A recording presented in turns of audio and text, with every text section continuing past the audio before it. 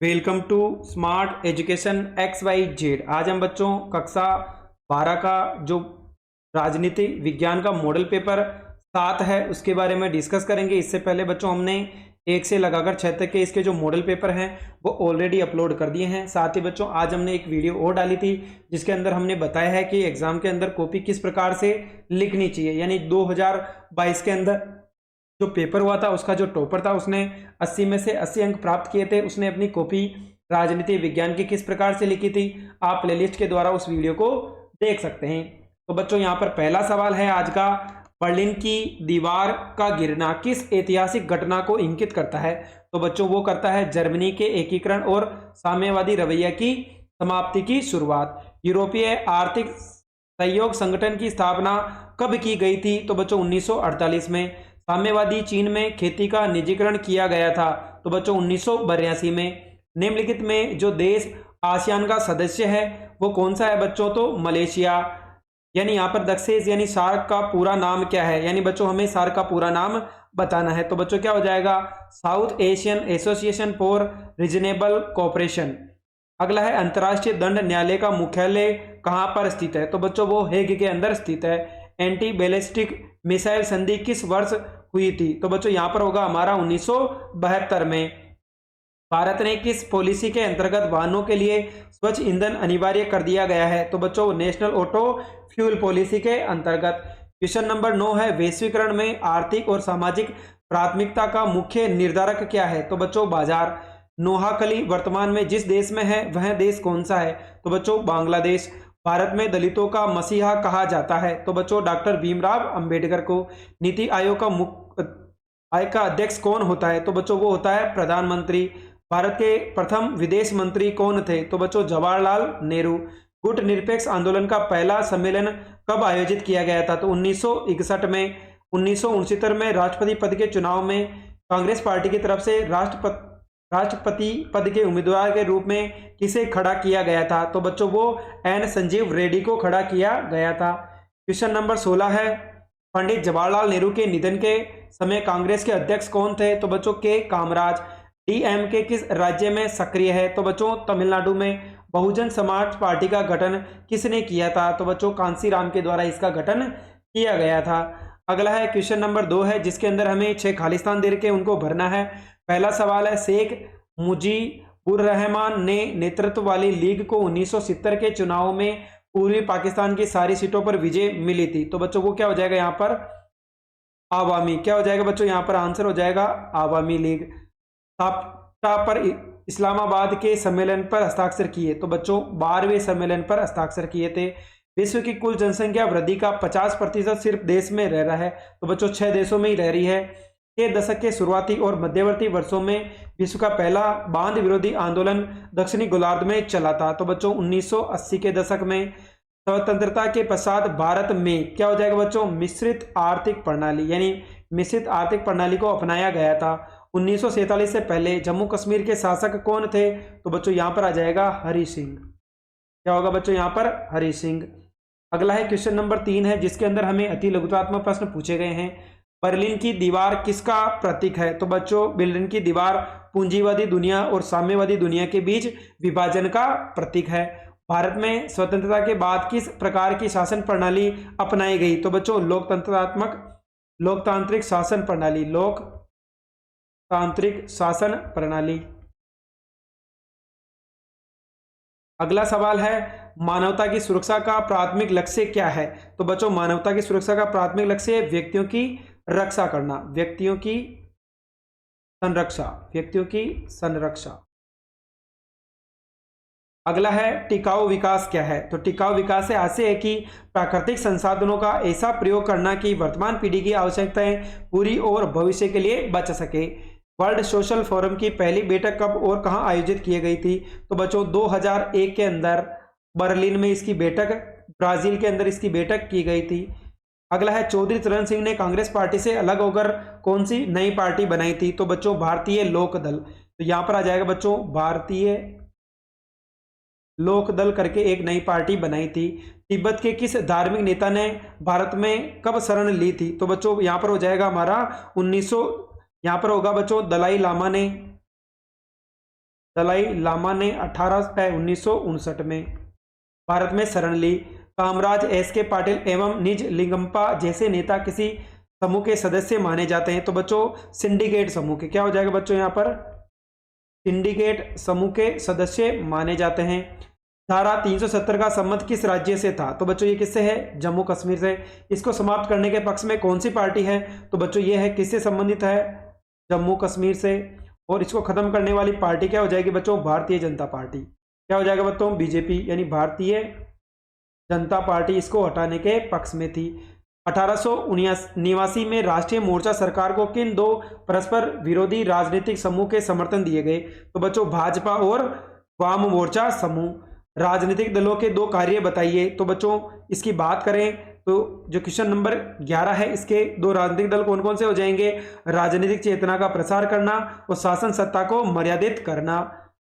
क्षेत्रीय दल किसे कहा जाता है? तो क्षेत्रीय दल वे दल होते हैं जिनका संगठन एवं प्रभाव क्षेत्र प्राय केवल एक राज्य तक ही सीमित होता है। तो बच्चों क्वेश्चन नंबर 3 था, उसके आंसर आप यहाँ पर देख सकते हैं। जितने भी क्वेश्चन थे वो 12 के 12 आंसर आप यहाँ पर चेक कर सकते हैं।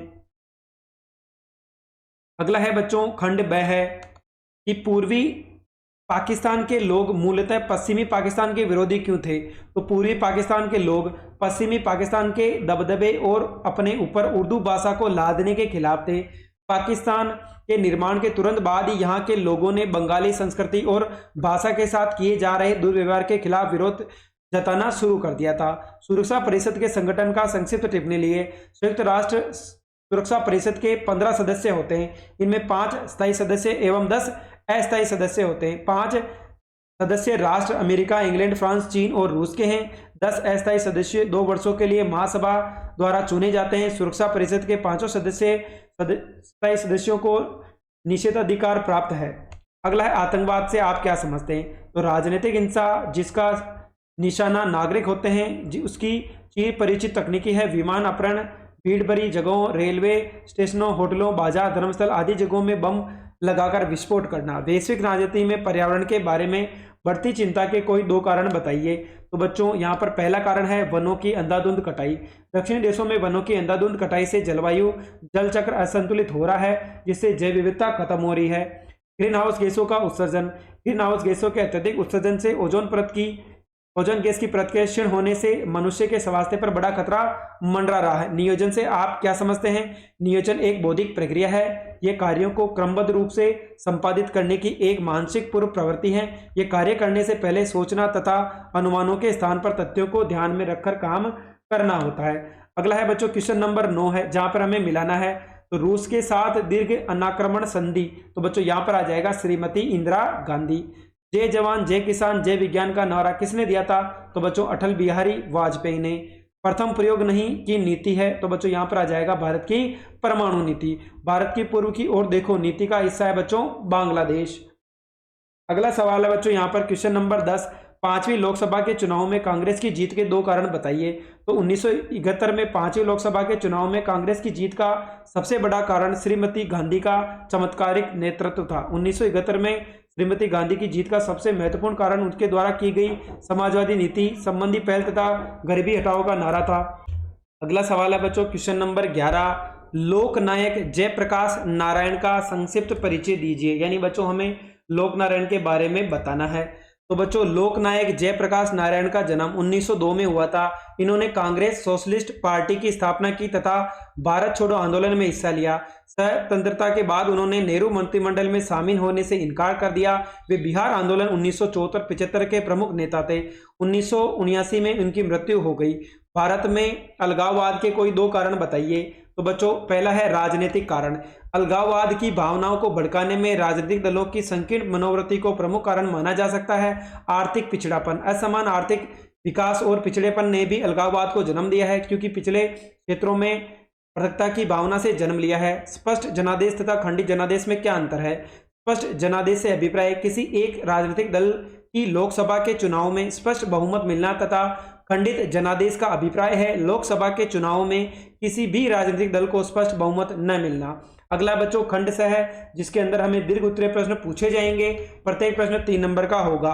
वैकल्पिक शक्ति केंद्र के रूप में जापान प्रभावकारी है, तथ्यों के माध्यम से स्पष्ट कीजिए। अथवा का सवाल है आर्थिक शक्ति के रूप में चीन के उदय को किस तरह देखा जा रहा है। वैकल्पिक शक्ति केंद्र के रूप में जापान अत्यंत प्रभावकारी है। इस बात का अनुमान निम्न बिंदुओं से लगाया जा सकता है। Sony, Panasonic, Canon, Suzuki, Honda, Toyota, Mazda आदि प्रमुख ब्रांड जापान के हैं। इनका नाम उच्च प्रौद्योगिकी के उत्पाद के लिए मशहूर है। कम प्राकृतिक संसाधन, ज्यादातर कच्चे माल का आयात के बावजूद दूसरे विश्व युद्ध के बाद जापान ने बड़ी तेजी से प्रगति की। 2017 में जापान की अर्थव्यवस्था विश्व की तीसरे सबसे बड़ी अर्थव्यवस्था बन गई। एशिया के देशों में अकेला जापानी समूह 7 के देशों में शामिल है। आबादी के लिहाज से विश्व में जापान 11वें नंबर पे आता है।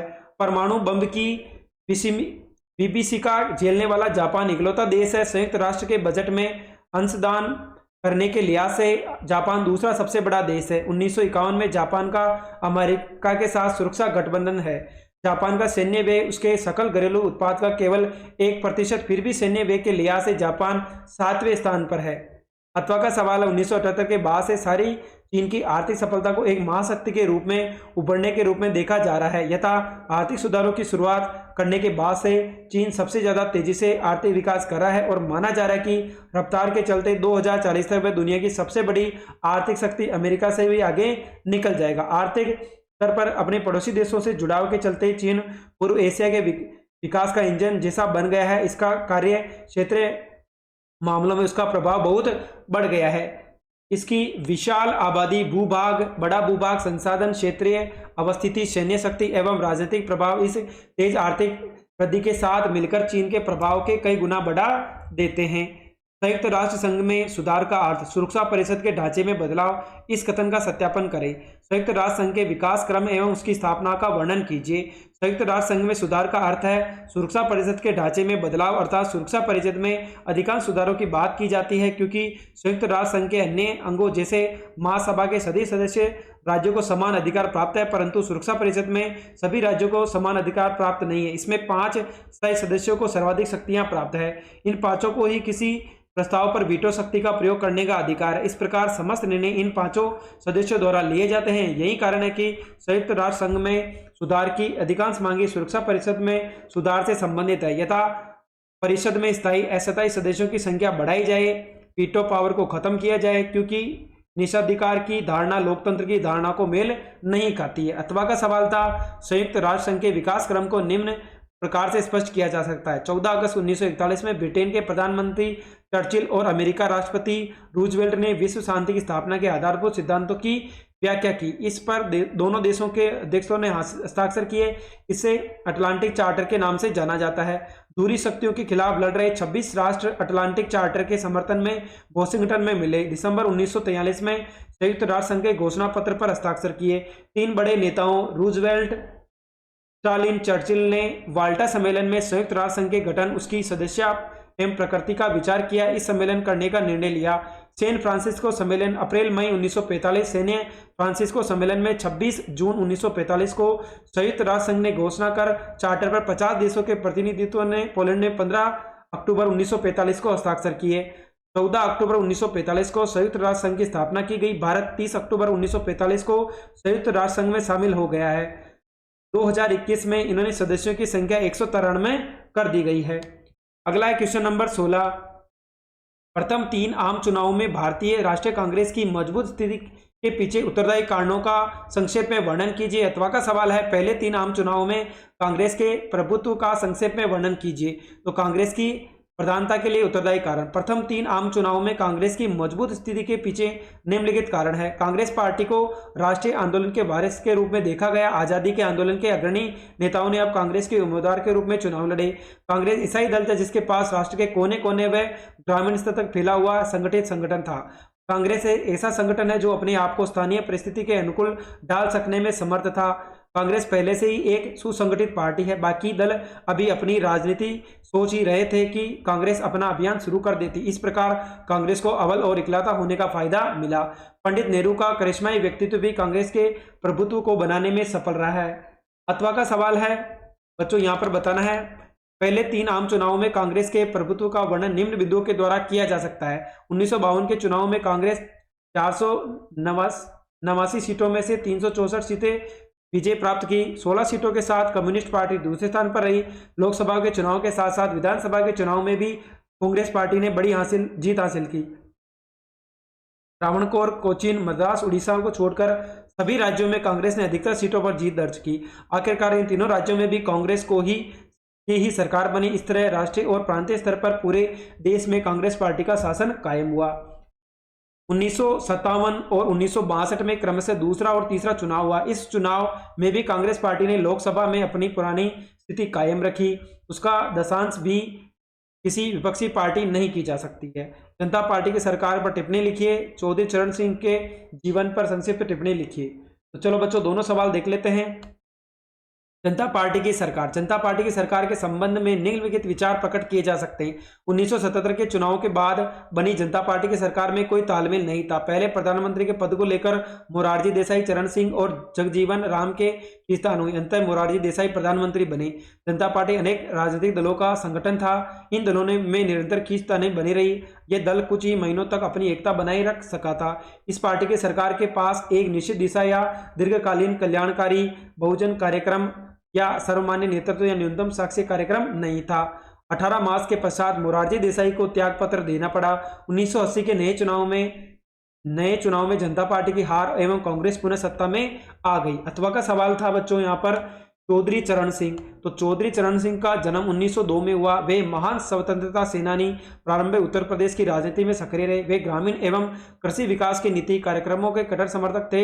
1967 में कांग्रेस पार्टी को छोड़कर उन्होंने भारतीय क्रांति दल का गठन किया। वे 2 बार उत्तर प्रदेश के मुख्यमंत्री बने। वे जयप्रकाश के क्रांति आंदोलन से जुड़े। 1977 में जनता पार्टी के संस्थापकों में से एक। 1977 से 1979 तक वे भारत के उप प्रधानमंत्री बने और गृह मंत्री रहे। इन्होंने लोक दल की स्थापना की।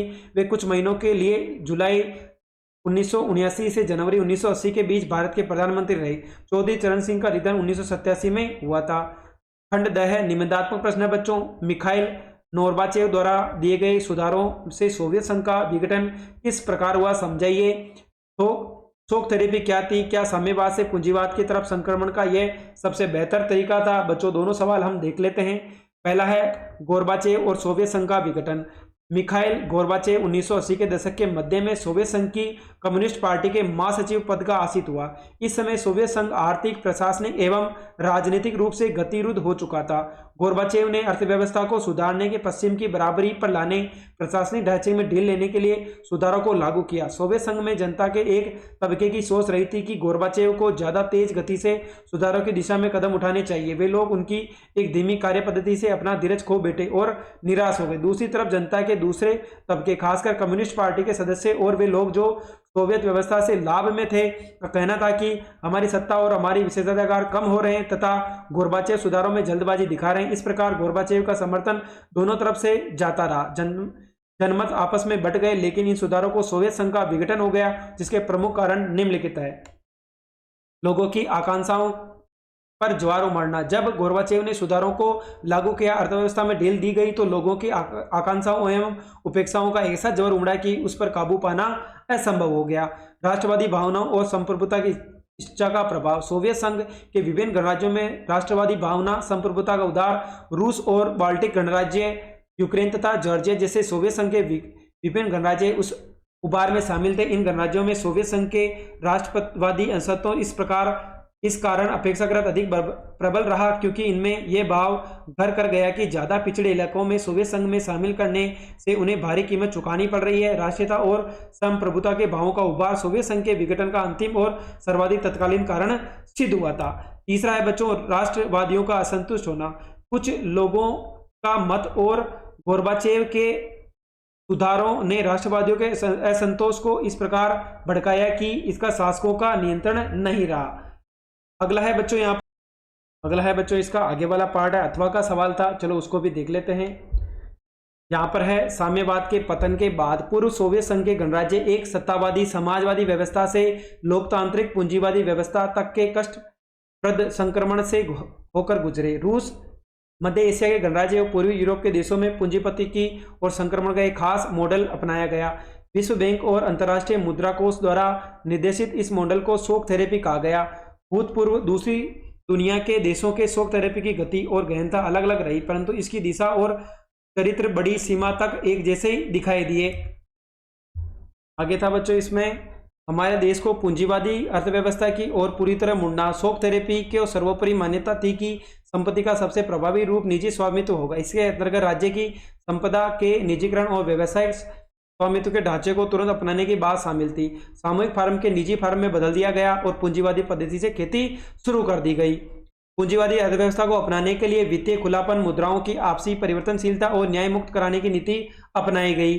अतः संक्रमण में सोवियत गुट के देशों के बीच मौजूद व्यापारिक संगठनों को समाप्त कर दिया गया। इस गुट के प्रत्येक देश को एक दूसरे से जोड़ना जगह का प्रत्यक्ष रूप से पश्चिमी देशों से जोड़ा गया। धीरे धीरे इनका भी पश्चिमी समावित किया गया था। अगला है बच्चों, साम्यवादी से पूंजीवादी की ओर संक्रमण के शॉक थेरेपी के तरीकों में सबसे बेहतर तरीका नहीं कहा जा सकता।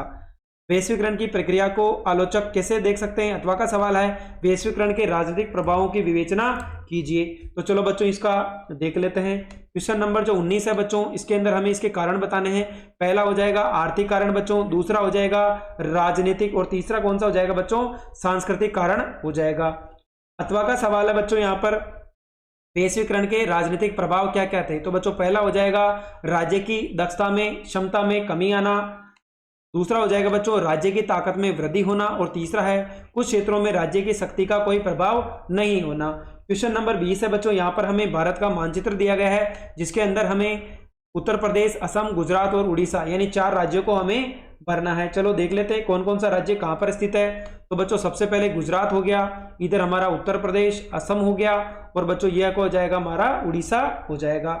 इसका जो अथवा का सवाल है उसको भी देख लेते हैं। भारत के राजनीतिक मानचित्र में निम्न स्थानों को भर दिए, मैसूर, अजमेर, रामपुर और ग्वालियर। तो बच्चों चारों स्थानों को देख लेते हैं कौन कौन सा स्थान कहाँ पर स्थित है। तो बच्चों अगर हम बात करें तो ये जो हमारा अजमेर है ये राजस्थान राज्य के अंदर स्थित है। रामपुर और ग्वालियर दोनों की बात करें तो यूपी में है, और बच्चों यहाँ पर क्या आ जाएगा हमारा मैसूर आ जाएगा। तो बच्चों आज हमने जो कक्षा 12 का जो मॉडल पेपर राजनीतिक विज्ञान का 7 था उसको हमने हल किया। अगर आपको हमारी मेहनत पसंद आई हो तो चैनल को लाइक करें, सब्सक्राइब करें और अपने दोस्तों के साथ शेयर करना ना भूलें।